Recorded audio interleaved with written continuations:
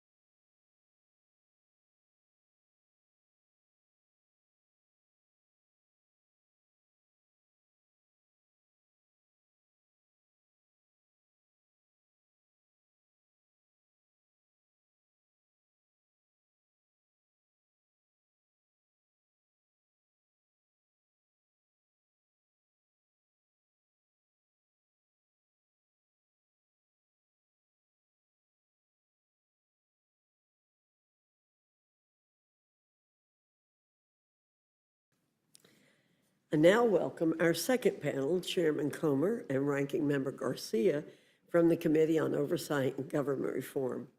Your full statement will be submitted for the record, and we ask you summarize your statement in 5 minutes. Chairman Comr, I welcome your testimony. Thank you, Dr. Fox and Mr. McGovern. Today, the Oversight Committee met with survivors of the crimes of Jeffrey Epstein and Ghislaine Maxwell. Their stories are heartbreaking.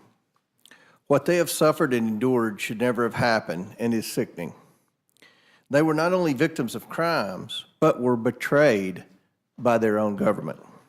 Since 1996, let me repeat that, since 1996, the FBI has ignored tips. Then, U.S. attorneys gave Epstein a sweetheart deal to avoid significant jail time. The government simply disregarded the law and ignored the victims of these crimes. It was and is unacceptable. For the past 6 weeks, the House Oversight Committee has worked tirelessly to request documents and testimony regarding Epstein and Maxwell. We have subpoenaed Maxwell for a deposition, DOJ for documents, 10 former federal officials for depositions, the Epstein estate for documents, and agreed to a transcribed interview with Alex Acosta. This is the most thorough investigation into Epstein and Maxwell to date, and we are getting results. We have already deposed former Attorney General Bill Barr. The Department of Justice provided nearly 34,000 pages of documents and will produce more, which are being made public as we speak. When we conclude this, all those documents should be online unless we have a crash or something with the computer. The estate will begin producing documents September the 8th. That's the Epstein estate.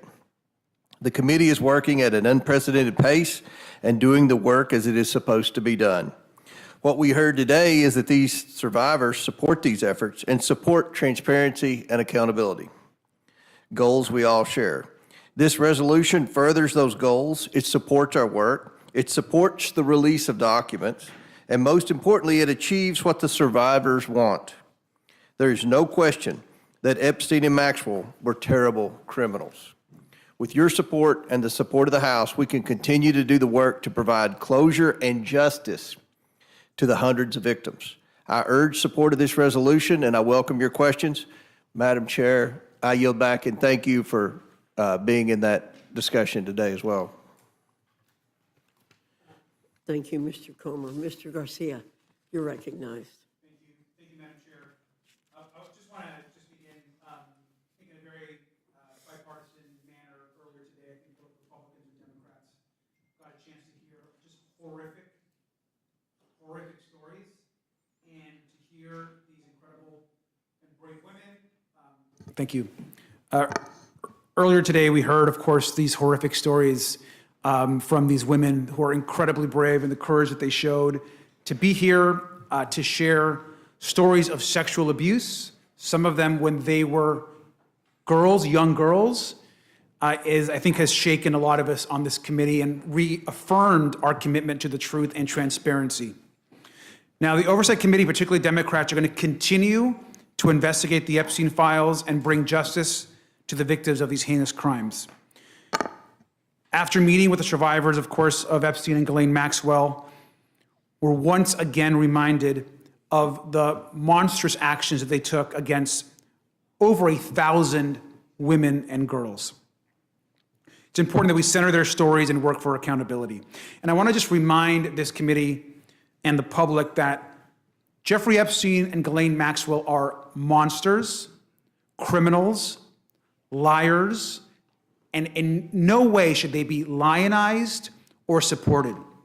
And it is an outrage that Ghislaine Maxwell has been moved to a facility where she is now more comfortable. And I think it's also appropriate to say that that was also horrifying to the women in the testimony that we heard today. And re-traumatizing the victims because of this move is shameful and should never have happened in this country. When you harm innocent women and girls, you should be held accountable, and I'm hopeful that in a bipartisan way, this committee will do that. Now, I appreciate that, of course, close to 34,000 pages of documents have been released by the Department of Justice. That is complying with the subpoena, of course, that was put forward. But over 97% of those documents have already been released to the public. And I'm glad that we're releasing all those files to the American public. Most of it's already in the public record. What we need right now is full compliance with the subpoena. And the Attorney General, who once said that the files were on her desk, should release all the files immediately. There cannot be additional failures or additional cover-ups by this government that has already failed these victims now for decades. That cannot continue. We've got to follow the facts, we've got to get all the files out to the public, and we've got to ensure that there's justice for all of the victims and the girls. I also just want to add that Oversight Democrats have supported every single time there's been an opportunity to support transparency. We, of course, forced a vote to release and get the subpoena out. We will continue to take those actions. But any action that promotes transparency, we're going to support. If there's going to be a resolution, of course, it's going to come in front of the Congress to support additional transparency and openness in the Epstein files. We are going to support that. And any other committee that brings forward any other resolutions, we will support. But that does not somehow supplant the work on the discharge petition that Congressman Khanna and Congressman Massey are moving forward. We will continue to support that discharge petition, and we will support any other resolutions that come forward that also holds Epstein, Ghislaine Maxwell, and anyone else accountable. And I'll conclude just by saying that it is our hope that this investigation takes on and leads us to the truth, and we do not care how powerful you are, what political party you're in, how much wealth you have, or how connected you are. If you cause harm to these women and these girls, then we're coming after you, and justice should be served. And with that, I yield back. Thank you very much. Chairman Comr, would you like to respond to anything Ranking Member Garcia had to say? I appreciate his statement that this has been bipartisan thus far. I think this is an opportunity for this committee to demonstrate that we can work together in a bipartisan way. This is a bipartisan issue. Every Republican I know in Congress wants the Epstein files to be released. Every Republican in Congress I know wants the people that were trafficking women to be held accountable.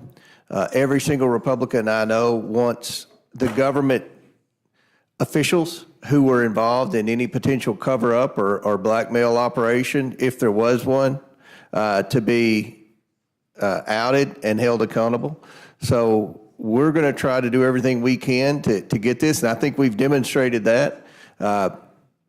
I'm a Republican. We subpoenaed Bill Barr. We subpoenaed Alex Acosta. We've subpoenaed Pam Bondi for the Epstein documents. I don't remember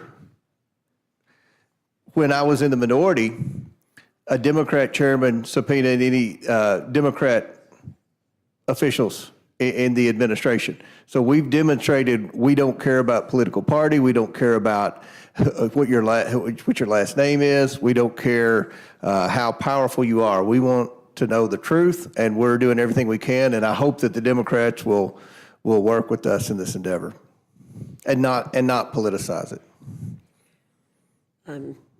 Thank you. I agree with you, and I was in that hearing for the meeting with the victims today, and I appreciated very much, Mr. Garcia, what you said about this being a bipartisan effort and there being so many Democrat members there.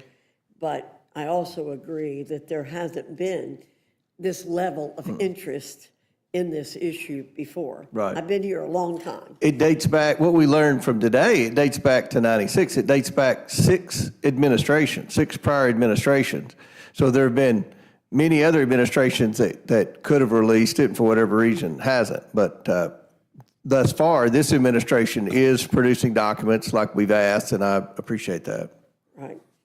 So you've stated a little bit already, the information you've already received from the Trump administration after the subpoena for the records was executed, and how quickly the committee started receiving the information. Yeah, as soon as the subpoena went out, we heard from the Department of Justice. Their attorneys started communicating with our attorneys, and they started gathering the documents, and I think we got the documents in record time. I can't remember a time when we subpoenaed the Merrick Garland Department of Justice and never got anything from them. So I applaud the Pam Bondi and the Trump administration for working with the committee and for being transparent. And as you just mentioned, there have been times when you have requested information. I can remember I've been here 3 months, and I was on the Oversight Committee, on a subcommittee, and we had a bureaucrat come in, and the chairman of the committee said, I've asked you for 3 years to give us information. And the person just sat there and wouldn't say a word and wouldn't respond in any way. Wouldn't you rather have a subpoena in hand above everything else, even a law passed by Congress? Absolutely. Which can be challenged in court immediately to get this information? Absolutely. We're doing what that discharge petition wants done. And we're 3 steps ahead of that discharge petition. We've already deposed former Attorney General Bill Barr. We've already subpoenaed the estate, the Epstein estate, for all the documents. And we've already you said subpoenaed. September 8th, the material would come from them? I'm sorry? You said the Epstein estate is going to start producing material? September 8th. September 8th, they're going to produce the documents from the estate. I believe September the 16th or 19th one, Alex Acosta's coming in for a deposition. And I know that during our discussion, Ms. Crockett and Raj Krishnamurti, I believe, asked questions about what we should ask Acosta. So everybody, both sides are going to get equal time to interview Acosta on all of that. And again, the administration has complied with our request, and I think we're getting those documents, and as we speak, they should be being uploaded to a website right now. And it's my understanding that the Massey document, the Massey legislation, asks only for information from the administration. Is that correct? That's right. It doesn't go beyond the administration. Right, and we're going to go beyond it. We're already getting the documents from the administration, and we've moved way past, because that discharge petition was filed 6 weeks ago. We've already deposed, again, the former Attorney General. We've got dates set for others to come in. We're downloading 34,000 pages of documents. We met with the victims today and got more names that they said in front of the minority, and we're going to press forward with that. So we're way ahead of this discharge petition, I don't think it's necessary at all. And and you are going to be in a very unique position of being the arbiter of any needed redactions, keeping that decision in the hands of members of Congress, correct? Correct. And there were, one of the victims today made it very clear she didn't want her name, made public. Others said they were willing to let their names be public and were willing to testify in a public hearing. And so, that's, you have to know, you have to have, grant privacy rights to the victims. Some of the victims want their names out there and some want their names to be redacted. And it's my understanding that was not sufficiently taken care of. That's correct. In the Massey legislation. That's correct. And I also want to mention that Mike Johnson, Speaker Johnson, sat through the whole meeting today with the victims, the entire 2.5 hour discussion we had, bipartisan discussion. And what I heard from the victims was that they feel for the first time that they're being heard. They feel that they're being heard, but they made it very clear they don't have a lot of trust in anyone affiliated with the government because they believe that their government has let them down. And the timeline of that would date over both Republican and Democrat administrations in the past. Correct. So let me see if I can put all this together. You believe a formalized investigation by the House is the best path forward to obtain the records and disclose them to the people. Yes. You've made a commitment, and our resolution makes a commitment to disclose everything that can possibly be disclosed short of violating the privacy rights of others. Yes, ma'am, 100%. And by having the full House vote and speak in support of this investigation, it will be helpful to you in executing the mission that you're about. Is that correct? Absolutely. If we have to go to court for something, if it's a good bipartisan vote in the House of Representatives, that only helps. Okay, I appreciate that very much. Mr. McGovern. Thank you very much. First, I think I want to ask unanimous consent to insert into the record the Massey-Kana resolution because you keep on saying that it doesn't protect the victims, but there's in yellow here, there's some pretty explicit language about protecting the identity of the victim, so I don't want there to be any confusion. Without objection. And, Mr. Comr says it's unnecessary, but this bill we're doing right now is unnecessary because you're already doing something. So I can't help but feel that this is like cover. And I got to be honest with you, we've been trying to bring, legislation to the floor. We're trying to, amend bills to try to get this administration to do what Trump said he was going to do during the campaign, and that is release all the files. We had a recess early because people didn't want to take a vote on it. And I think, I appreciate the niceties of both of you appearing before this committee right now, but I got to tell you, I think what's going on here today is the Republicans are terrified. And I think we all know why. And that is because the president doesn't want to release all the files. I mean, after promising that he would release them during the campaign, then he issued, that was in 2024, and then 2025, he says, it's all a big hoax. It's perpetrated by Democrats and some stupid Republicans. That's his quote verbatim. So when you say all Republicans want this stuff released, I don't think that guy does. That's right. And what you're telling us that you're going to release some of the files tonight, if I heard Mr. Garcia correctly, 97% of which is already out in public. So we get 3% that's new. I don't know what it's going to say. But I just don't understand what the big deal is. Why can't the administration just release the files? You can do the investigation, but just release all the files. Trump and the people he put in charge of the FBI and the DOJ promised that they would. And it's just kind of strange that they haven't done so yet. I mean, don't you think? I mean, we just want to know, what are they trying to hide? Why is this such a difficult thing for them to do? Before we left for recess, you guys all told us that you wanted to release the files and that a non-binding resolution authored by Mr. Norman was an important step forward to getting the Epstein files released. Why hasn't that been called up yet? Mr. Scott had the authority to do so for weeks.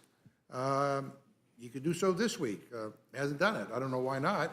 Maybe Mr. Norman can explain to us why his Epstein resolution never made it to the floor. Maybe Mr. Scott can tell us why, would like to share with us why he decided not to call up the rule for its consideration when it was well within his power to do so. But honestly, the answers they give really don't matter because the resolution was nothing more than a distraction to buy time. And I think we're doing the same again today.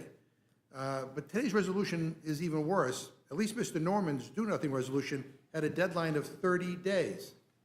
If I'm reading your resolution correctly, there's no deadline. It's just an open-ended distraction with the same goal.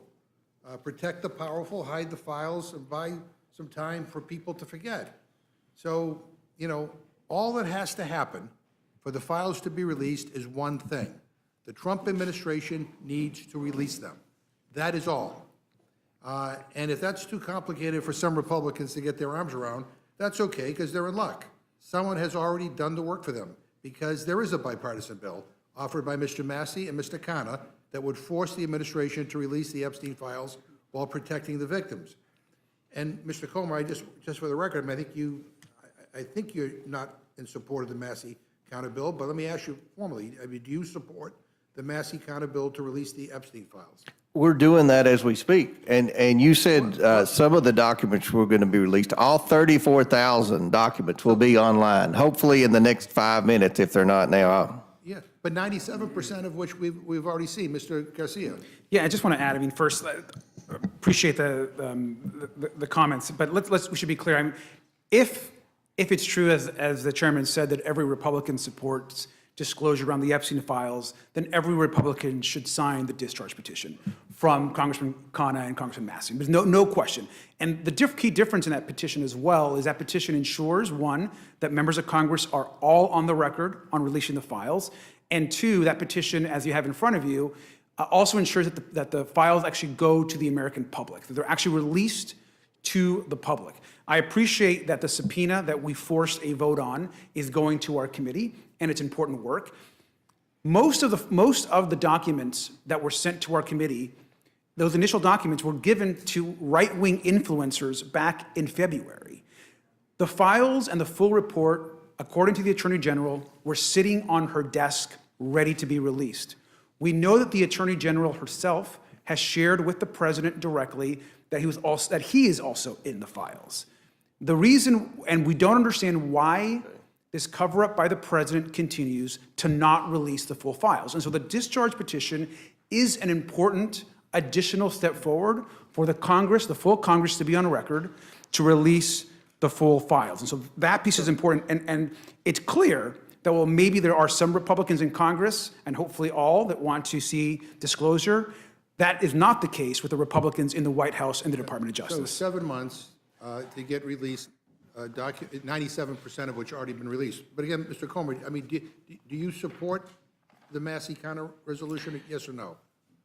We're already doing it. And let me say, the discharge petition does not have the force of law. We've already subpoenaed. You can begin And by look, saying no, and I'll let you. No, look, Mr. McGovern, it's very disappointing that you're trying to politicize this. We're trying to get answers. We're trying to do everything that's in this discharge petition, but you're trying to politicize it. No, it's a yes or no question. It's not a trick question.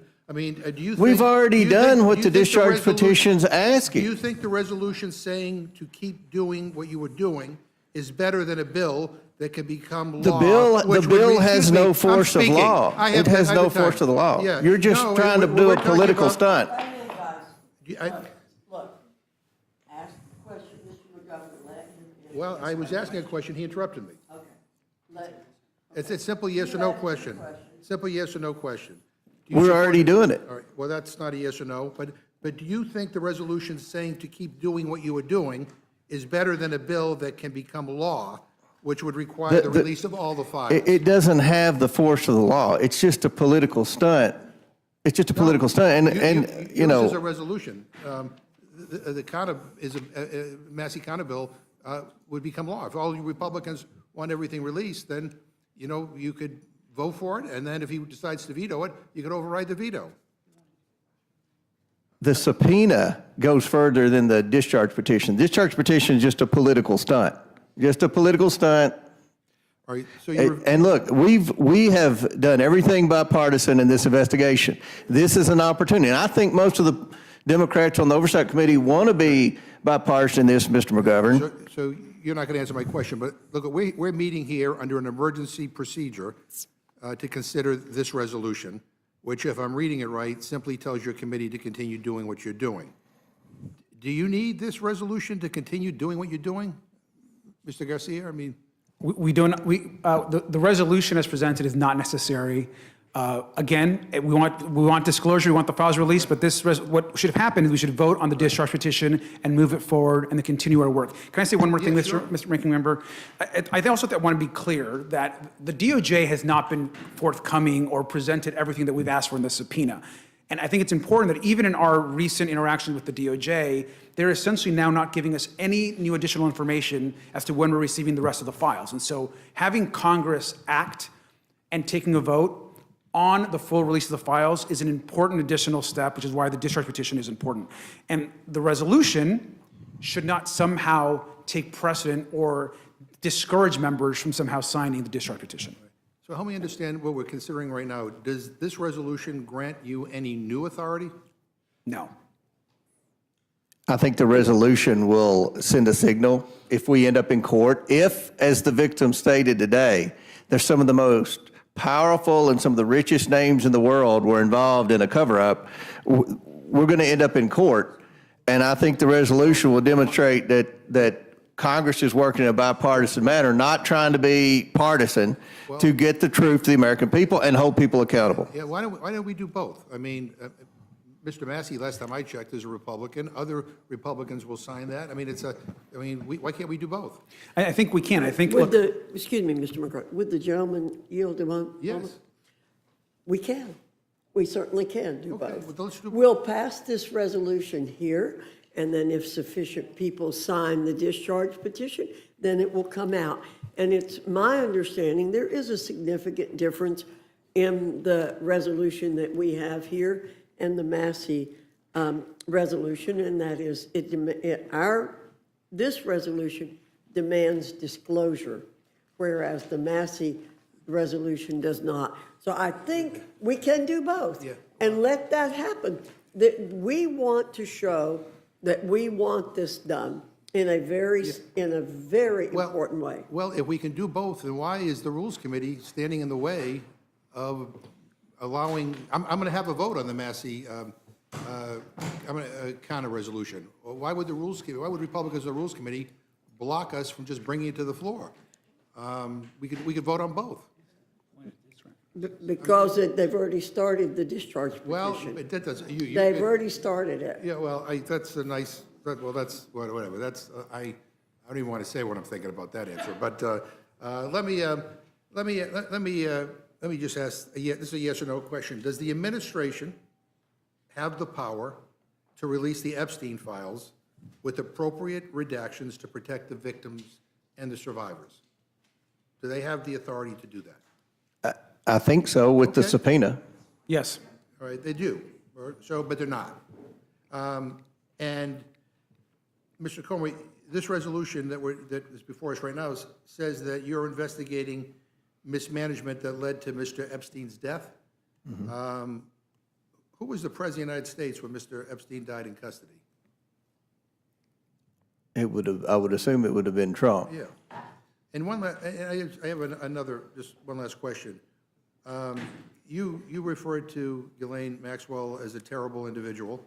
And I guess the question is, maybe you can enlighten us, what have you done to investigate why Ms. Maxwell was moved to a minimum security facility? I mean, she's a convicted child predator, sent to prison.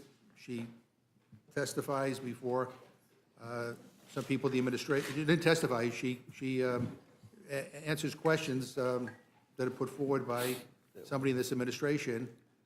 She basically says the president didn't do anything wrong, and then all of a sudden is moved to a minimum security facility. Are you going to do, have you done a hearing on that? Are you doing a hearing on that? We've subpoenaed Ms. Maxwell.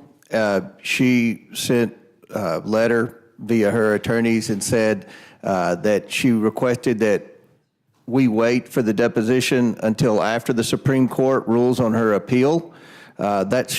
We're hoping that's this month. So as soon as the Supreme Court rules on her appeal, we'll go in and do a formal deposition. So Mr. Garcia will be there. I'll be there if he wants to be there. I'm not into And those questions can be asked. Those are legitimate questions. Well, but I don't think Ms. Maxwell can answer those questions. I mean, I listened to some of her interview, and it sounded like there was no cross-examination. I'm just curious why, after she said what she said, was she moved? So it's not about Ms. Maxwell. It's about somebody made the decision to move her, which I don't think was expected. Mr. Garcia? Yeah, I mean, look, let's be really clear. First of all, Democrats on the committee, we did not support moving Ghislaine Maxwell's testimony after the Supreme Court heard her appeal. In fact, that was a decision that the majority made that we did not support. We think that Ms. Maxwell, before she was interviewed by Donald Trump's former personal lawyer, should have been in front of a bipartisan committee in a deposition. And so, to be clear, and I think it's safe to say that it's an outrage and shameful that Ghislaine Maxwell was moved to a facility where she is now more comfortable and has more access to folks both on the outside and her ability to move freely, when she has victimized over hundreds and hundreds of women. And I'll add one more thing to that. We've written to the DOJ, the Federal Bureau of Prisons, demanding answers, yet no response from the Attorney General. We have no idea why she was moved and at whose direction was she moved to that facility. But she was moved, and correct me if I'm wrong, by this current administration, right? Absolutely. I mean, I think... I would think that, I mean, this is so outrageous that a big part of the investigation of your Oversight Committee should be on that as well.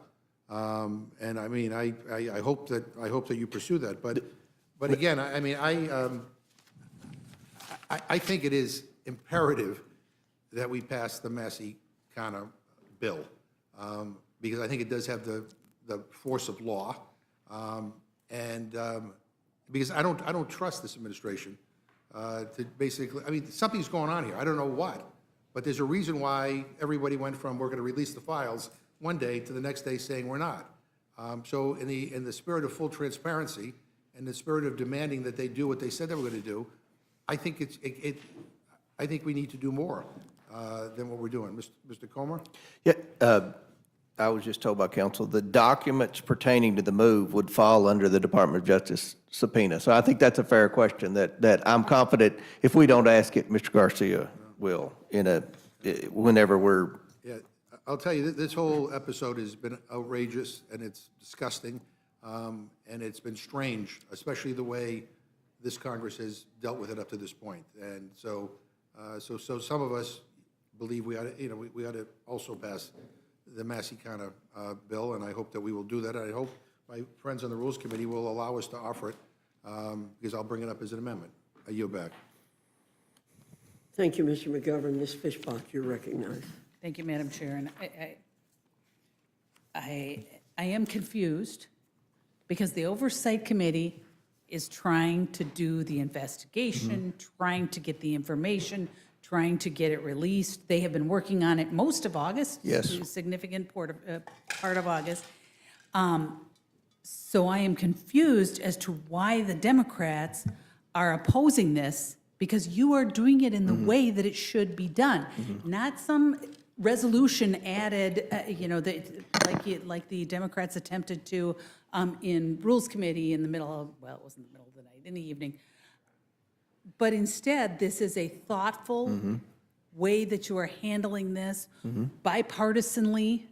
I understand, and so I am just really confused about that. And I just want to say that I thank you for doing what you're doing, because we obviously need to figure this out in a respectful manner, so we are protecting those victims who don't want to be publicized. We're doing it in an organized manner so that things happen in a transparent manner. And we are going to, and my understanding is you are going to disclose and publish everything. Everything. Everything that, and so I don't know if you have anything you want to add to that, but I just wanted to point out how confused I am about this, because this is just grandstanding and political theater. Absolutely. From the other side, because you're doing what you're supposed to be doing. We want to know. I want to know. If you look at the roster of the committee, Marjorie Taylor Greene, Anna Paulina Luna, Nancy Mace, they want to know. I mean, they ask tough questions. And look, when Acosta is interviewed, there'll be some tough questions for him. He has a lot of questions that need to be answered with respect to some things. So we've not put a line down, we're only going after the Democrats. That happened in the past when the Democrats were in charge, they only went after Republicans. We want to get the truth, and it goes back, it spans 6 administrations. So, look, for whatever reason, according to the victims today, and Dr. Fox was in there, Mr. Garcia was in there, they've been giving interviews to FBI and other government officials, people in various departments of justice for decades, and name names, and nothing's been done. You know, the Biden administration had an opportunity to release the Epstein files, and they didn't do it. You go back. I mean, this is something that we're committed to doing, and we want to do. I want to be able to say the Oversight Committee, this was a big investigation. The American people are watching. I want everything out and open. So, we're trying to do it, and we're trying to be bipartisan, and hopefully my friends across the aisle, I think the majority of the oversight Democrats are sincere and want to do this in a bipartisan way. Hopefully the Democrat leadership will let this be bipartisan and not play political games. Thank you. Would the gentlelady yield? I will yield. I'm confused too about something that Mr. McGovern said, that 97% of what's been released was already public information. I'm not sure why that's negative, because they keep saying that, okay, 3% is new, but now it's all available to the public. Is that correct? Because maybe it was released to some people, but now it's released to everybody, right? So everyone can see it. Absolutely. And I don't know what the 3% is that hadn't been released before, whether it has any significance, but I'm confused, as the gentlewoman from Minnesota is confused as to why are they downplaying that, or why are they saying that's a waste of time? I don't know. It's not. And, I think all of us during August, if we went out and met with constituents, they were all asking about this. The American people want to know.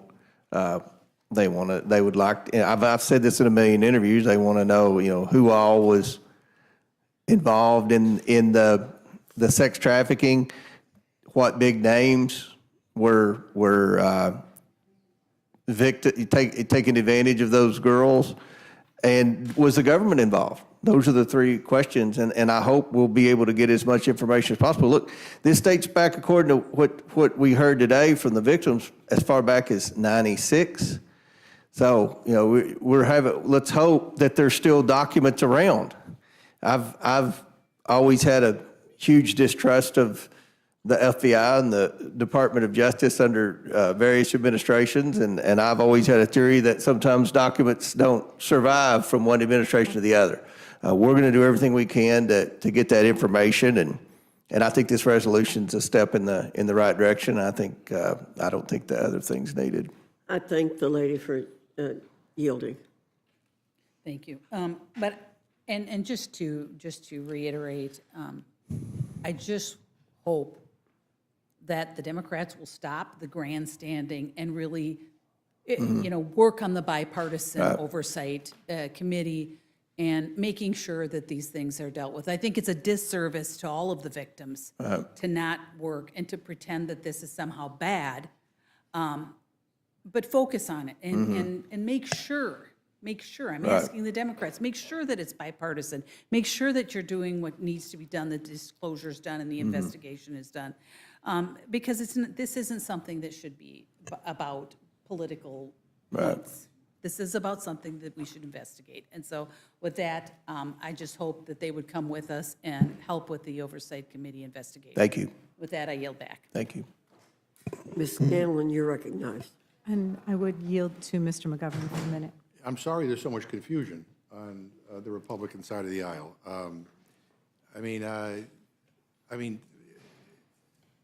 I don't understand why we're just not all demanding that the administration release all the files. And we could do that if we were able to vote on the Massey Comr resolution. But apparently we can't do that. And forgive me if I'm just a little bit suspicious about all that's going on here, because I've been on this committee all year with all of you, and I have watched as we have weaved and dodged and avoided bringing anything to the floor dealing with this. And I've also, we began our August recess early because none of you wanted to take a vote and hold this administration accountable, and you ran out of town. So again, and when I do something bipartisan, maybe we all can join on a bipartisan appeal to this administration to find out why Ghislaine Maxwell was moved to a cushy facility after she exonerated Donald Trump. So I'm sorry. I mean, we've lived through the last several weeks as Republicans have tried to avoid dealing with this issue. And so I hope, and I trust that there's bipartisan cooperation on the Oversight Committee, and I want that investigation to move forward. But for the life of me, I do not understand why the administration, after promising to release all the files, has chosen not to. So that's what I'm confused about. I thank the gentlelady for yielding. Thank you. Mr. Comr, I think in your introduction, just for folks who are trying to play catch-up here, because there's a lot of details and a lot of names being thrown around, you said that one of the issues here is that the U.S. attorney who initially handled Mr. Epstein's case gave him a sweetheart deal. That's right, isn't it? Was the initial U.S. attorney was who? Well, you didn't name him, but it was Alex Acosta, right? I don't know if he was the initial, but he was one of them. Yeah, he Yeah. gave him, yeah. So he was the U.S. attorney appointed by George Bush in One of Florida, them, whatever yes. district, and he's the one that gave the deal to Epstein, where he served a couple months, but basically got out on release every day, despite all the horrific crimes that we now know occurred. Okay, and in his later career, he became Secretary of Labor in the first Trump administration, right? And he had to leave after reporting disclosed this sweetheart deal. Is that right? I don't know what caused him to leave, but, It was about that time. okay. So, Mr. Garcia, I know we've heard that you've received some materials. Are there redactions in those materials? There are appropriate redactions. We'll be able to review the full materials. There'll be some opportunity to review the materials without some redactions from the committee staff and committee members that don't put any of the victims in harm's way. Obviously. But there are some, again, the reality about the materials, though, is there's nothing really with a small amount, a couple thousand pages of new information. I mean, all the information was first given to right-wing influencers back in February, and then has been released to the public, whether it's been through the media or other ways. And so we can get the full files today. We know the DOJ has them. They're not answering our questions. We're asking, when are we getting the rest of the files? We get no response.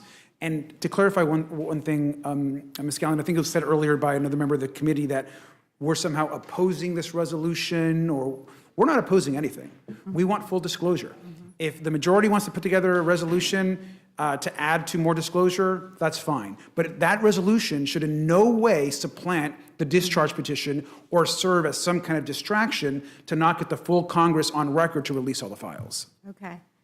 I mean, I guess I was asking about the redactions because there's been reporting that under Attorney General Bondi, hundreds of FBI and DOJ man-hours have been dedicated to redacting all references to the president. So is there anything to indicate that the materials you've received thus far contain some of those redactions?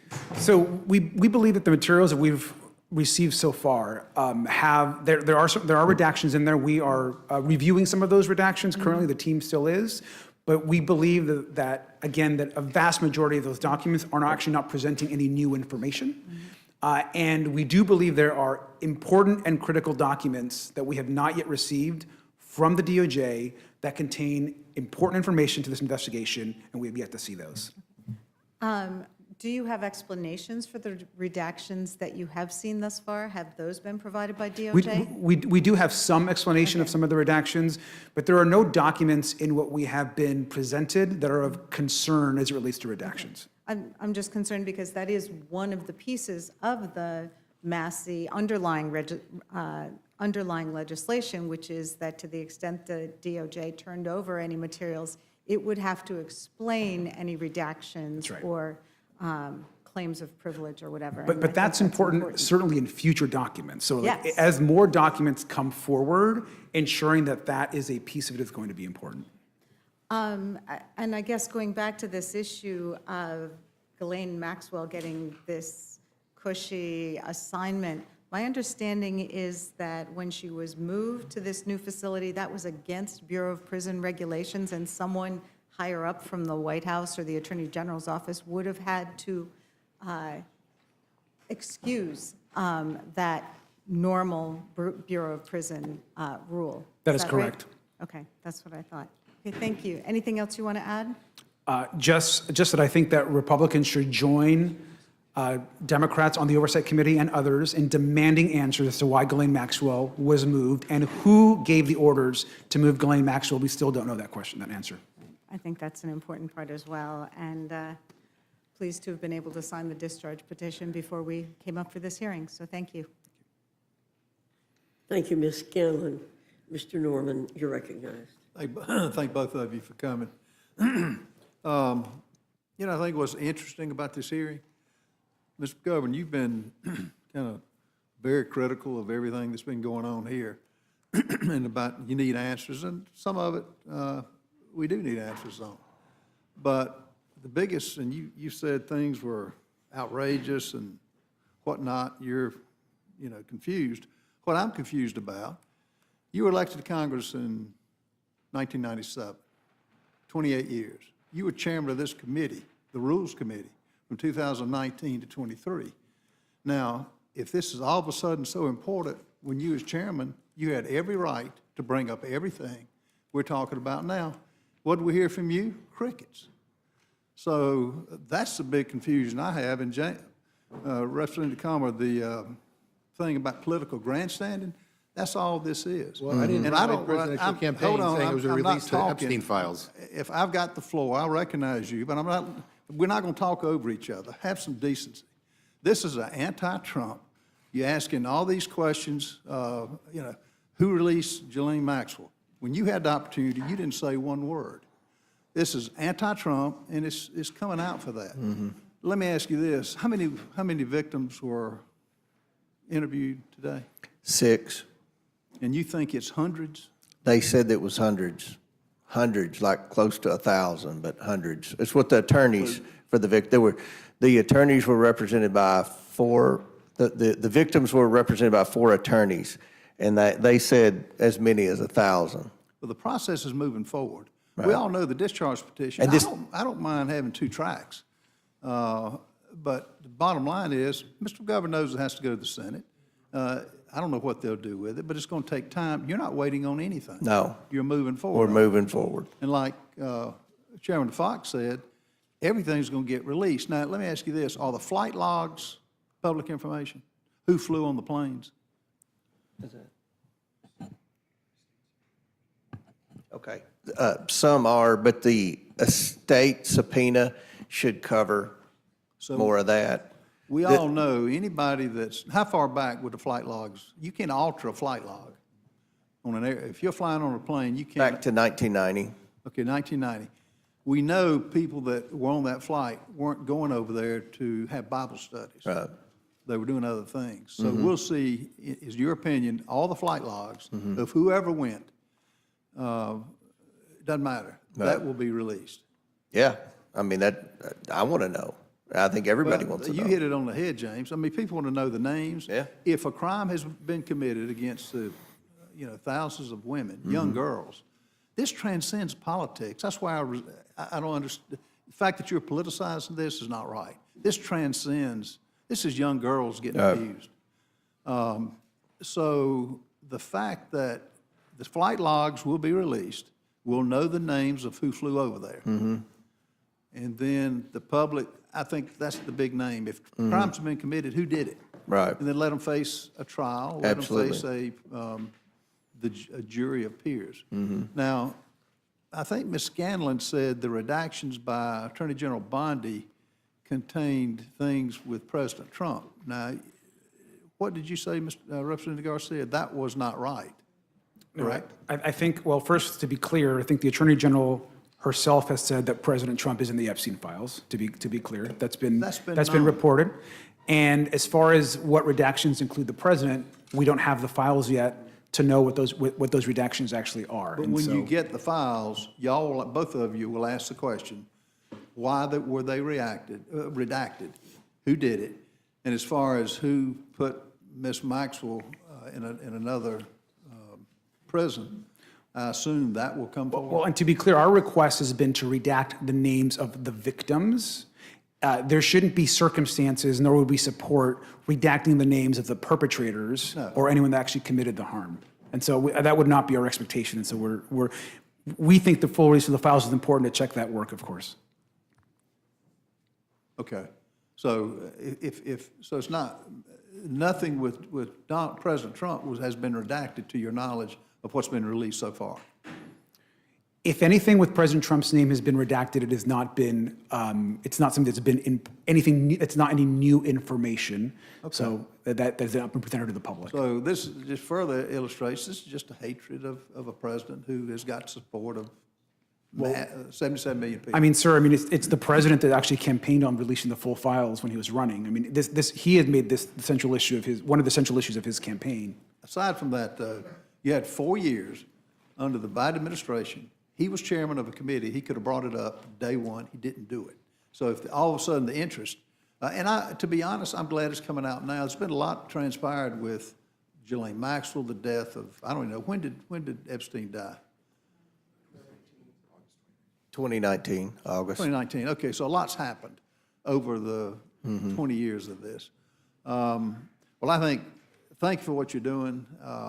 I think that the public needs to know, as they do on most everything. There are a lot of questions of the government involvement in the shooting of President Trump. I mean, that's going to come out at some point, not only Butler, Pennsylvania, but the golf course. So is there anything you want to add to what Mr. Garcia or any? No, I just think that, the subpoena covers everything. I mean, if there are flight logs with the estate, that'll fall under the subpoena. If there are questions about why Maxwell was moved from Florida to Texas, that'll fall under the DOJ subpoena. So we are moving forward, and the Department of Justice has been working with us to turn over those documents. It takes a long time to gather and transfer 34,000 pages, and we're hopeful there's more, and we'll look at that and then post it online as quick as we can. Okay, Mr. well, Norman, thank you for would doing you that. I'd like yield to- for a minute?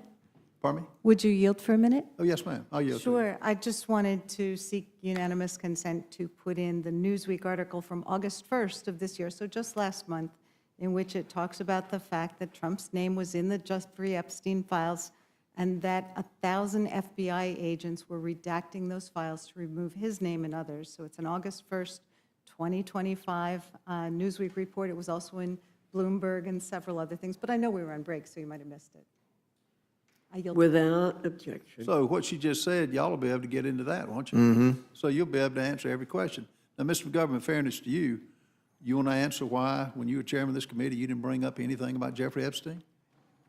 Yeah, I mean, one is I didn't campaign that I was going to release the Epstein files. No. Donald Trump made it into a big issue, and then we all expected it was going to be released, and then he decided at the last minute to change his mind, called people, said it was a big hoax, said Republicans were stupid for going along with it, and so those are his words. And by the way, Ghislaine Maxwell just got transferred like a month ago, so I wasn't chairman then. of the committee. No, of 2019 to 2023, you were chairman. I would have, yeah, I mean, if people had brought to my attention that there was something there, I would have demanded that they be released. The victims, no. That doesn't Well, I hold mean, water. if the victims came to us. That didn't we hold would've- water. we are- yeah, but the victims want the files released, and Republicans have been frustrating that effort for months and months and months. And you even adjourned early to avoid having to vote on it. That is not So we true. want I want the truth out there. I want the files out there. Taking my time back. I'm reclaiming my time. The fact is, if you had all the interest that you do now, it's just because of Donald Trump. You had 4 years to do it as chairman of this committee. You've been in Congress 28 years. You and I both know the victims, this has been out that young girls have been victimized for the last 15 years, and you did nothing, which it shows you the hatred they have, and everything's political up here, particularly when it comes to Donald Trump. But the American people don't agree with you.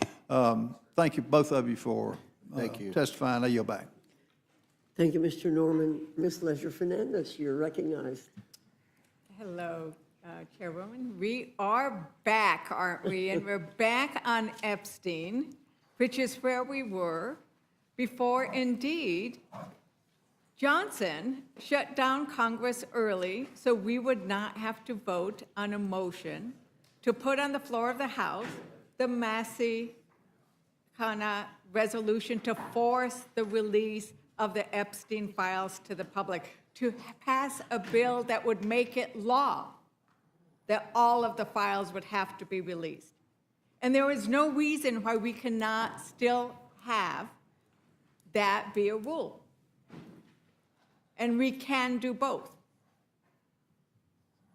But Republicans, and Trump especially, seem terrified of those files and seem willing to do all kinds of things to avoid a vote on that bill. I know. Now, I want to go into some other things, but I'm going to yield some time to my ranking member. No, I would just want to respond to Mr. Norman. I knew there was some there when this administration was trying to hide everything. And that's, quite frankly, what, what has a lot of us concerned about what we're not doing here today, and that is not voting on the Massey counter bill. And my understanding is that there's some reporting out now, we're hearing, that the White House is calling Republican members, asking them not to sign onto the discharge petition. And I don't even know what the hell happened to your resolution that you brought up before we kind of abruptly left early for our August recess. But yeah, this doesn't smell right. I think we need to get to the bottom of this, and that means that all the files have to be released. I yield back. I thank the gentlelady. Thank you, Ranking Member. And, I am chair of the Democratic Women's Caucus, and we are always concerned about the fact that in this country, women and children and girls are attacked, they are abused, they are raped, they are trafficked. And they are done so by men like Epstein and by women like Maxwell. And I think that it is an outrage, as you pointed out, Ranking Member Garcia, that she has now been treated favorably by the Trump administration after saying some things they liked. And what we haven't heard from you, Chair Comr, is a commitment not to say, well, it's going to be in the subpoenas, but to have a hearing on why. Will you commit to having a hearing to determine why she was moved to a more favorable conditions after that interview? We'll have a hearing to determine the crimes that were committed.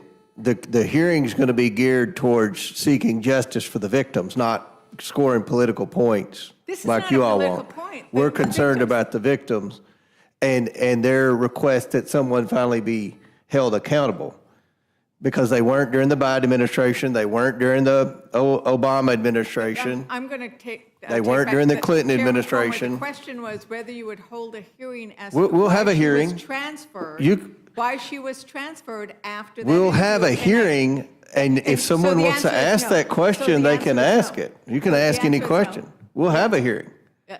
But it wasn't a hearing on what the question was. And Ranking- You want to have a whole hearing a whole entire hearing, not about the victims, not about a government cover-up, not about human trafficking, but about Maxwell, who you all were like begging to be deposed, and I did the subpoena. Now you want to, now you're mad because she exonerated Trump. We brought in Bill Barr, who is I don't think it's any secret that he and Trump aren't best of friends, I'm going to reclaim my time. Well, that's Reclaim fine. the time. The question wasn't about shouldn't we do all these things, but this is something very specific that indeed, as I understand, the victims raised today, they're outraged that this has happened. And it is indeed a re-traumatization when somebody who has done such horrible things is then treated favorably under these conditions. And I think that's where it's at. And I really want to thank you, Ranking Member Garcia, because you focused in your opening remarks about the horrors of what you heard today and of why it is so important for the survivors that they get justice. And it needs to come in many forms. And I think the fact that Trump doesn't want us to vote on this bill tells you a lot, right? And why are Democrats worried? We are worried because Trump keeps distracting and lying about things, right? Anytime he doesn't like something, he distracts and he lies. He claims inflation is down, but America's working families who are paying more for energy and groceries know the truth. Our small businesses are closing because of those tariffs. Trump didn't like the fact that Americans are losing jobs, so he fired the person who gathers the data. And with the Epstein files, he's terrified of what's in those files, and he knows his name will keep coming up again and again. And it is tied to the fact that Trump himself, Representative Garcia, you know that he's been accused of sexual misconduct at least 28 times. He's found liable by a jury of his peers for sexual abuse and defamation. So we're not going to be surprised when we find out that his name has been in his files, and we want to see what they are. Is that correct? Absolutely. I think we want to know what Attorney General Bondi told the president as it relates to his name being in the files, and has been widely reported. And I think the American public they have a right to know. Right. And I think that Americans are worried about trusting Republicans on this because now Chairman Comr is saying we're doing all these things. Had they done anything at all before Democrats forced the vote on the subpoena? Had Oversight done anything on Well, this I think before? that's a good reminder. I mean, the vote was a forced vote by a subcommittee of Democrats on Oversight, where we got not all, but some Republicans to join all Democrats to subpoena the Epstein files. And had Democrats not taken that action, we'd have no subpoena, and we'd still be much further back in this investigation. Right. And there were 2 Democrats who voted against that subpoena. Is that correct? All Democrats. I mean, sorry, 2 Republicans. All Democrats. Democrats forced the vote. Oversight had not done anything with regards to this until Democrats forced the vote, and then you had 2 Republicans vote against it nevertheless. Is that correct? Including the subcommittee chairman, I believe. Including the subcommittee chairman. So leaders in the committee voted against the subpoenas. Now they're taking, and so this is why Americans might be worried about whether they're going to be forthcoming. Now, Chairman Comr, this resolution would give you, and only you, the power to decide what information in these documents is redacted or withheld. Is that correct? Well, we're trying to do this in a bipartisan manner. Our staffs are communicating. I think, I hope Mr. Garcia would agree. I think our staffs, he's new to the job, and I think our staffs are working together really well, and hopefully we'll continue to work well. Like I said, I want this to be bipartisan. I don't want members of the committee, and members of the committee haven't been making the accusations that members of the Rules Committee have been making, that, this isn't bipartisan. We want this to be a bipartisan investigation. We want to get the truth, and hopefully we'll do that. And you're trying to, I feel like, create a false narrative here to say that the Trump administration isn't working. They have been turning over the documents. And I mean, I what feel we've like heard- we're on a pretty good roll here. So, Chairman Comr, I appreciate that fact that you said you want to work on a bipartisan basis on this, but the resolution does not require you to consult with the ranking member. The before only you thing that's redact. going to be redacted are names Does the of resolution- victims. Does the resolution give the ranking member any role in approving redactions? And if you want to be bipartisan, would you be willing to accept an amendment to? give the I'm ranking making member- a pledge to work with Mr. Garcia. Hopefully, he'll keep Mr. McGovern and Mr. Raskin out of the room, and we can get some good things done in a bipartisan manner. Well, a pledge is a wonderful thing, but an amendment that actually puts it into writing would be great. Would you be willing to accept that amendment? I think the resolution's good, and hopefully we'll vote it out in a bipartisan manner. And if we need to use that as a basis in court to get more documents, we'll do that.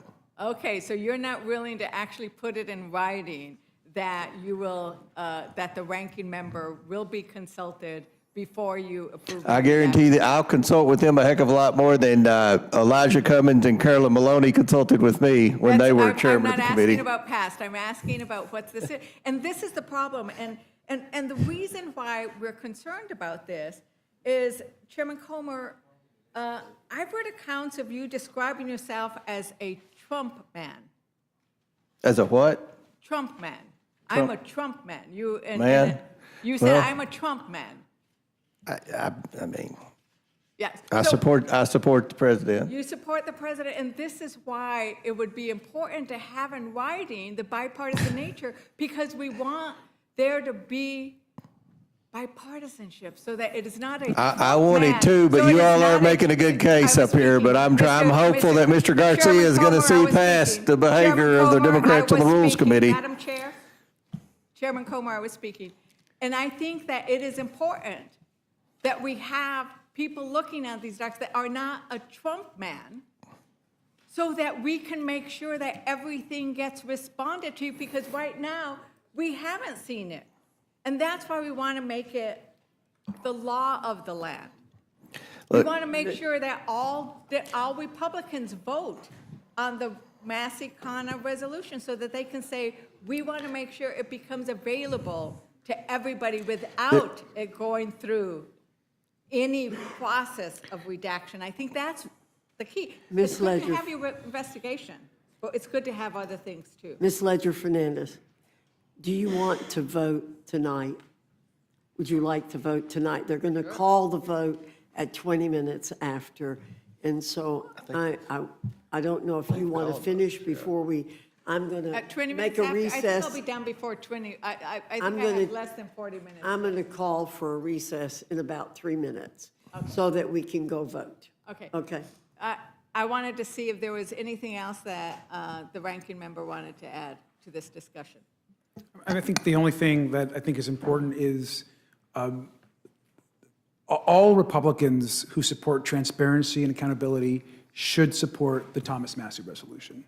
I think it's clear. It puts everyone on record. One would actually be a law versus a resolution. And again, we're happy to support any resolution or any effort to support transparency. And I think the same should be said for the other side of the aisle in support of this resolution, which is bipartisan. Right. We can do both. We can do both. So if we can do both, I look forward to everybody on this committee doing both, voting for this and voting and signing on to either an amendment or the discharge petition. With that, Madam Chair, I yield back. Thank you, Ms. Ledger Fernandez. We were warned that they will close the vote after 20 minutes. I don't want anybody to lose the chance to vote. We do have members who have a conflict right after the vote, so we're going to delay coming back for a little bit so that those members can get to the other meeting where they have to vote. But for those members who do not have to go to the other meeting, I ask that you come back at about 7:20, and we will proceed. And then those of you who cannot be here will take your place when you get back. We will reserve your time for you, okay? I think it'll it'll take us to about where you want to be. Thank you very much. 7:30.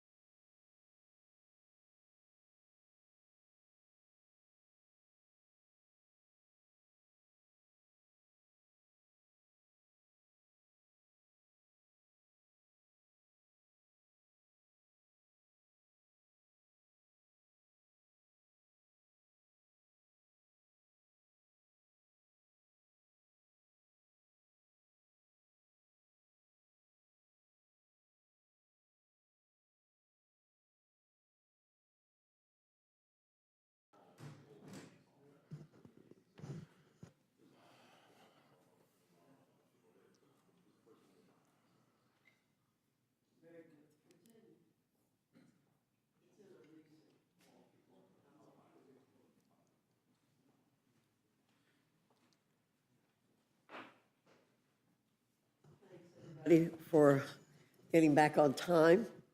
And we'll call the committee back to order. I believe that we will recognize Mr. Scott. Thank you. Thank you, Madam Chair. And I'm always sympathetic to people who are sitting at home watching the Rules Committee, but I think if they were sitting there watching at least the first start of this, especially if they were victims, that they were probably pleased to see the two committee chairs working together. And did both of y'all get the opportunity to meet with them today? Both of the chair and the ranking member? Yes, both. Is that correct, Mr. Garcia? You did get to meet with the victims today? Yeah, we did. What I was saying before is I think it was good that if the victims, especially, and they're the ones that matter the most, were watching the start of this, I think they would have been pleased to see the two of you working closely together. And if I understand correctly, Mr. Garcia, you want both to pass. You're in favor of this resolution, but you're also in favor of the Kana Massey or Massey Kana, whoever's language it is. You're supportive of both, is that correct? I don't know that the resolution per se is necessary, but we're happy to support it moving forward. But that should not preclude the Massey resolution with Okay. Connor to move forward. Fair enough. And I'll tell you, I mean, I think the signatures will be there. I'm just talking about my opinion. I think the signatures probably are there on the discharge petition. And then, obviously, if the signature's there, it would, I expect, pass on the floor of the House. And then you would both agree with me, I would hope, though, that it being a bill, it would then leave the House and go to the Senate. And then in order for it to have any effect of anything, it would have to be passed by the Senate and signed by the President. Is that correct? Both of you say that's correct? Okay. And so we'll see what happens next week. For now, Madam Chair, I'm glad that we're going to pass this resolution. I think it ensures that the committee continues to work and push forward, hopefully in a very bipartisan manner. I care about the victims. I don't care who the perpetrator is. I don't care if they ride an elephant or a donkey. I hope they get stepped on by whichever one they're part of. I mean, ultimately, I think, I actually think I don't care how we get there. I think the files, the aviation files, the people who were flying is probably going to expose a lot. But I'm happy the two of you are working together. I'm going to vote for this resolution. I'll make my decision on, I will not be signing a discharge petition. That's a tool of the minority, as you know, and it's not something that I will do as a member of the Rules Committee. I will not sign the discharge petition. But I intend to support this resolution. I appreciate both of you working in a bipartisan manner. The victims deserve it. And if I understood you, Mr. Comr, how many years did you say some of those victims have been going through depositions? According to what they said today, it dates back to 1996, where they first started reporting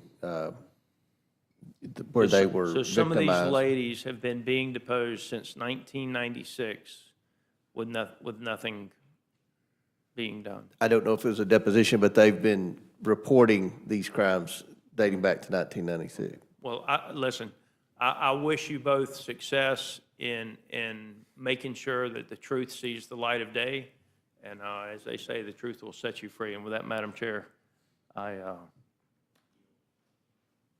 Thank you. Mr. Neguse, you're recognized. I'm happy to yield to Ranking Member Garcia insofar as he has anything that he'd like to add, but absent that, I will yield the balance. No, I mean, look, I'll just reiterate what I said, Congressman, before, which was that we in no way oppose any effort for more transparency and accountability. And if the resolution moves forward, then it moves forward. At the end of the day, though, every single Republican that wants transparency and accountability should sign the discharge petition, and every member of Congress should be on record supporting the full release of the Epstein files. Well, I thank the ranking member. I certainly agree with him. I just left the floor, just signed the discharge petition. I hope my colleagues will do the same. I'm happy to yield to the ranking member. And one other thing we could do, other than signing the discharge petition, which I urge everybody to do, is that we will offer the Massey County resolution as an amendment to the, to make it in order under the rule, and we could then all vote on it tomorrow as well. I thank the gentleman. Agreed. I yield back to the chair. Thank you, Mr. Neguse. Mr. Griffith, you're recognized. Thank you, Madam Chair. I associate myself with the comments that Mr. Scott made just a couple of minutes ago, and I yield back. Thank you. Mr. Jack, you're recognized. Thank you, Madam Chair. I just want to note, as it relates to this resolution, obviously it's my resolution, but, I find interesting, as it relates to the 24 election, 74 million Americans voted for House Republicans to lead the House of Representatives. And the body that is responsible for leading it, the Republican Party, has a steering committee. And on that steering committee in which I serve, we unanimously elected Mr. Comr to lead the Oversight Committee, and then he was unanimously ratified by our conference. So to me, we as a body have spoken as it relates to who we want to lead investigations and investigative work. The Oversight Committee, as the chairman has no doubt noted throughout this entire hearing, has already yielded, 34,000 documents that were publicized just hours ago. I mean, unprecedented transparency, and I want to commend him and also just note that for the record, your leadership on this committee is an affirmation of how this entire Republican conference feels about your ability to lead complex investigations as such. And I think that's one of the reasons why this investigation must be housed in oversight, and one of the reasons why I support it being there. I am just curious. Obviously, Mr. Norman had some interesting thoughts and comments as it relates to, what happened over the 4 years of the Biden administration. If I could just ask Mr. Garcia, do you have any thoughts as to why the Biden administration never released any documents? I don't, and I'm not aware as to why or what the DOJ was investigating at the time. What I do know is that the current president campaigned on releasing the files, which is why I think it's of such high interest to so many of us now. But fair enough, but no thoughts as to why it wasn't a pressing issue for the Biden DOJ in the 4 years that Attorney General Garland led it. I'm not sure what the DOJ or what their effort was as it relates to this case. I mean, obviously, I know in all previous administrations there has been work done on this case. As to why things were released or not released, I'm not aware. Is that something that Oversight Democrats would be interested in exploring as to why the Biden Department of Justice refused to investigate this? I think Oversight Democrats are interested in any and all information as it relates to any administration as to why things were released or not released, or what information they have or may not have, and we're interested in all of it. And I want to note, and I'll ask the chair and the ranking member too, obviously you've served on this committee longer than us, and this resolution is pretty unprecedented. I think it's the first time this committee's ever directed another committee to release documents in this capacity. Is that a fair statement, a fair, accurate assessment of what this resolution is doing? I don't quite frankly understand why we're doing this resolution, because the committee is already doing what this resolution says it's supposed to do. So I don't think it's earth-shattering that we're going to vote on this resolution.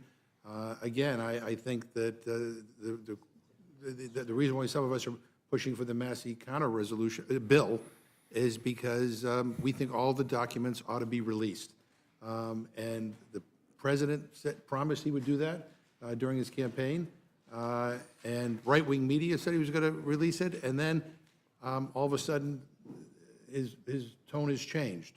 So I don't have any problem with this resolution that we're dealing with right now. I think it's unnecessary, and I do think we need to pass the Massey counter resolution. Well, and fair enough. I just want to acknowledge that, as I understand it, and would welcome you correcting me later on, that this is the first time, insofar as any of us know, that a committee has directed another standing committee to act in this manner, which I think is very important, and I think it shows the seriousness of this resolution. So I don't view it as anything other than productive. Madam Chair. If I could respond to that also. I think the Massey resolution has asked for a similar scope of DOJ documents, but it's not binding, and it also doesn't have the force of law. Right. And there's much that is in this resolution that is not requested in the Massey resolution. So we're doing a lot more than the Massey resolution. And mandating it from this committee, I think, puts an extra emphasis on it. And I want to point out something earlier that was said by Ms. Ledger Fernandez. She brought up the issue that Democrats forced this out of the Oversight Committee. But if the gentleman would yield. Sure.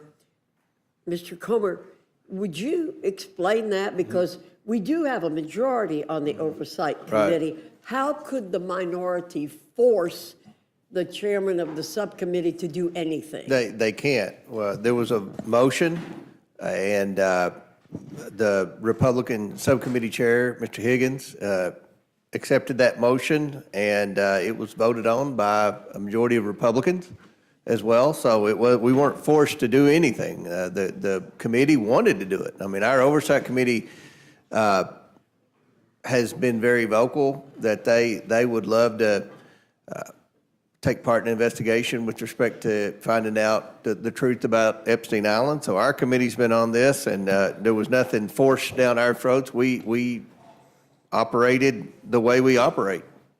Madam Chair, just, Well, would the gentleman? would the gentleman yield? I'll yield to you, Yeah, yield. right. Yeah, first of all, I think the subcommittee chair voted no on the subpoena.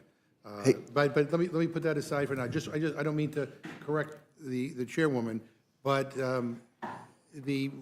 what we're talking about here is a resolution, and the discharge petition would bring to the floor a bill that could become law, and a law has more force than a resolution. And so all we're saying is, let us pass the law and put some teeth in it, because again, the President of the United States has changed his tune. He now is saying that this is a hoax and that Republicans who go along with it are stupid. That's his quote. I thank the gentleman or the gentlelady, whoever yielded to me. Well, I think the reason we are involved with this in this committee is because the House can bind, the Rules Committee can bind a committee of the House, and that's what we're doing. We're binding the committee to do its job.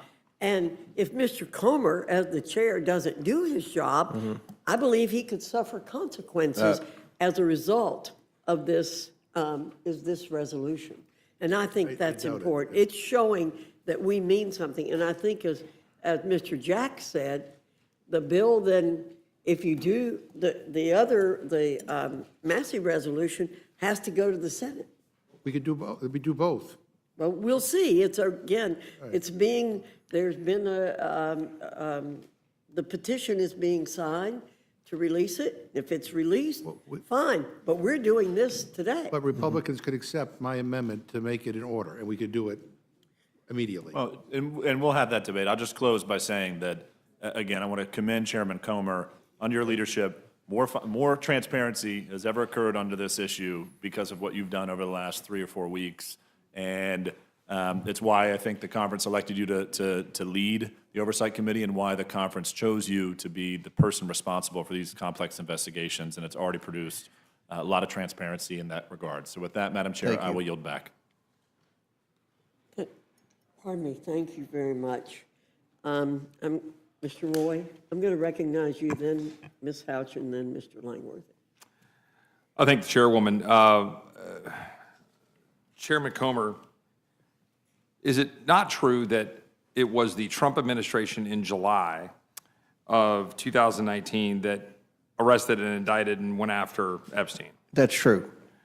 Was it not true that it was the Trump administration in 2020 that arrested and went after Maxwell? True. And in fairness, that then proceeded into the Biden administration for the ultimate conviction, correct? Right, Okay. correct. So that was proceeding, and so the Department of Justice had a lot of these materials. Yes. For both of those two prosecutions, correct? Correct. And so well into the Biden administration, they were prosecuting Maxwell, correct? Correct. And so they would have had access to a lot of information 100%. and didn't do anything to pursue our current president, didn't do anything to go pursue any other potential criminals that they might want to go indict, didn't do anything material to have legislators in this body or Democratic colleagues offer any resolutions or any legislation. Is that true? That is true. Okay. So would you not agree with me that this is entirely political? It's 100%. Because at the end of the day, we all have the same purpose as stated by, and I would assume that the ranking member has stated that his purpose, Ranking Member Garcia, would you agree, to seek the truth wherever it may lead? That's what I've heard you say, effectively. Absolutely. Right? And wherever that may lead in terms of who that might land on. And I don't think there's anybody in this room or anybody affiliated with any of us in Congress that doesn't want to pursue justice here and that aren't horrified by the events and by everything surrounding this whole affair. Would you both gentlemen agree? Yes. Yes. And so I think for me, there's a fundamental question. I applaud the purpose of the Massey bill and Mr. Khanna. But would the chairman elaborate to the extent he hasn't already? Aren't there concerns mechanically with the bill as it relates to the potential unmasking of individuals, Yes. as it relates to particular reference to statutes? And do we not also believe that, is it not your belief as chairman of the committee, that you're essentially pursuing all that that bill's intent would be to pursue? Would you agree? I agree. And something else, the Massey and Connor resolution doesn't have anything pertaining to financial records. Right. Even the victims' attorneys today quoted something I said on a TV interview, follow the money. And where we intend on going with the advice for the counsel of the victims today, which we had already planned on this, but we're definitely moving in that direction, is to go after the bank records and the suspicious activity reports, much like we did in the Biden family influence peddling investigation. Identify accounts and see what usually the banks catch.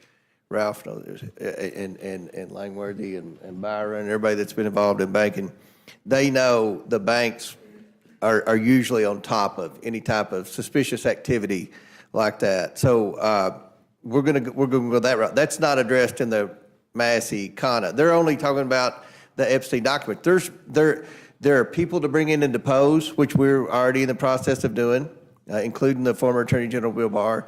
There are financial documents that we believe we can subpoena that will allow us to be able to follow the money, just like what the victims' attorneys requested. None of this is addressed in the Massey Khanna bill. And so to the point that my colleagues on the other side of the aisle have repeatedly made that, well, why didn't Democrats do something about it for 4 years? And then the answer has been repeatedly, well, President Trump campaigned on it. Well, to the extent that we have a collective bipartisan desire to seek the truth wherever it may lead, is it not a good thing that President Trump campaigned on this? It's a great thing. And has a Department of Justice that in the spring released the flight logs, 117 pages, whatever it is, I don't have it in front of me, and other information, and that now there's been continued efforts such that even now, just today, we have, 33,000 or 34,000 records that were released, pages of records, correct? Correct. And that through your efforts as the Republican chairman, but I would like to say in working with the Democrat ranking member, that you all are pursuing truth and having people come forward, issuing subpoenas with the full force that a subpoena carries as a congressional committee on oversight, correct? Correct. And that is all underway, and that, in truth, there are legitimate questions about the underlying legislation that is attempting to be discharged. Therefore, it might raise questions as to whether it would pass the Senate or whether the president would sign it, because it raises questions of separation of powers. It raises issues involving grand jury secrecy, and involves questions involving the statutes and the errors that are in it. Whereas we have a resolution with the full force of the House of Representatives that would be reinforcing what the Oversight Committee, as led by you, but also in direct working with your colleague, is carrying forward to bring forward all this information. Is that all fair? They're 100% right. And lastly, is it not true that whatever's being presented to you all, whatever information is given to you, to the extent that you're adding any redactions or anything, your colleagues on the other side of the aisle are getting the unredacted material. They get exactly what we get. So to the extent that you make a determination about releasing something, to the extent there was something politically sensitive or untoward, your colleagues on the other side of the aisle would have all the same information and they could raise a They could fuss about call us out on correct? it at that very second. Yeah. Look, I just think for the average person watching this, to be very clear, the Trump administration indicted Epstein. The Trump administration went after Maxwell. The Trump administration released records within 2 months of assuming office. The Trump administration has been complying with subpoenas and providing information to the Oversight Committee. Republican Oversight Committee has been putting forward information. We now have 34,000 more records out for the public to be able to look at. In addition to the reality that the people charged with prosecuting crimes have to be able to look at information that isn't necessarily going to be made public and shouldn't be. Correct? Correct. Like, we don't just say, oh, here's the mob boss files. Here, America, go forward and find all the mobsters. We don't do that with drug kingpins or cartels, right? We don't just say, man, there's a lot of bad guys out there and we got a whole file of stuff. Who are you protecting, right? We have oversight, we look at it, and you're conducting that oversight on a bipartisan basis. Is that true? That's true. I yield back. Thank you. Ms. Houchin. Thank you, Madam Chair. We've heard a lot of words tonight from our Democrats across the aisle. We've heard words like shameful and things don't smell right. Well, what I think is shameful is playing political games with these victims. What I think it doesn't smell right is only caring about these issues when campaigning on it. Democrats under Joe Biden had 4 years to release everything, and they didn't release a thing. Chairman Comr, you've now released more than 30,000 pages of documents related to the Epstein files. How many pages of documents were released under the Biden administration? 0. You know how I know this is political gamesmanship? Because now, by amendment to unrelated bills in nearly each of our committees, the Democrats have put forward Epstein file amendments to unrelated things, including in the Rules Committee. That's not a serious effort in seeking transparency or justice. If they were serious about it, they would have already done it. Absolutely. Now it is House Republicans under your chairmanship and your leadership, Mr. Comr, providing the only transparency that anyone has done to date, save for the Trump administration and what they've already done. And it's only because of your work that we know the scope of the number of victims today. Is that correct? That's correct. And there are key differences between this resolution that we're considering in our committee and the Massey-Connor resolution. Mr. Chairman, does the Massey-Connor resolution request all documents from the Epstein estate related to Jeffrey Epstein and Maxwell with a subpoena that has the force of law? No, and we subpoenaed the estate for all the documents. That's not mentioned in the discharge petition. Does this current resolution include requests that all documents related to the Epstein estate be released under subpoena with the force of law? Our resolution does, yes. Does the Massey-Connor resolution issue any deposition subpoenas for testimony? No. Does our resolution? Yes, 11 thus far. Does the Massey-Connor resolution request Jeffrey Epstein and Ghislaine Maxwell's bank records from the Treasury? No. Does our resolution? Yes, and that's going to be a big deal. I will predict that will be a big deal, the bank records. Does the Massey-Connor resolution require any interviews to be scheduled? No. Does our resolution? Yes. So forgive me if I'm suspicious of the motives of our colleagues who were silent on Epstein for 4 years. And one of the things that has been discussed today is, well, why not just do the Massey resolution? Well, I think we've laid out some of those reasons why, but also because doing this resolution allows your important work to continue right now without having to wait on the Senate to pass it or the President to sign it. Is that correct? That's correct. I would hate to wait on the Senate for anything, but especially this. It would slow us down. So the Democrats are cloaking themselves in the victimhood of the families and the young women that were heinously abused. That is beneath this committee. Their so-called concern only eventualized when they thought they could derail President Trump's agenda by using the Epstein files as a cudgel, when we know that the only administration to ever provide any transparency has been the Trump administration and House Republicans' leadership on the Oversight Committee. Correct. One of the things that I think disgusts me the most is when we talk about how Republicans are abandoning victims and we don't care about human trafficked women and children. When under the Biden administration, we know that the Department of Homeland Security lost track of thousands of migrant children. They failed to provide complete sponsor addresses for 31,000 accompanied minor children. Without sponsor addresses, law enforcement had no ability to track them. DHS officers under the Biden administration failed to enroll over 233,000 migrant children who crossed the border since January of 21 in immigration proceedings, increasing their risk of being human trafficked and exploited. Of the ones they did enroll, 43,000 failed to appear. Health and Human Services failed to provide updated sponsor information to DHS when sponsors changed addresses, further hindering DHS's ability to find children. So we know that law enforcement has extreme concerns about the way in which these children were handled under the Biden administration, but we haven't heard our Democrat colleagues express an ounce of concern for the 233,000 children that have been misplaced and 43,000 who just didn't appear.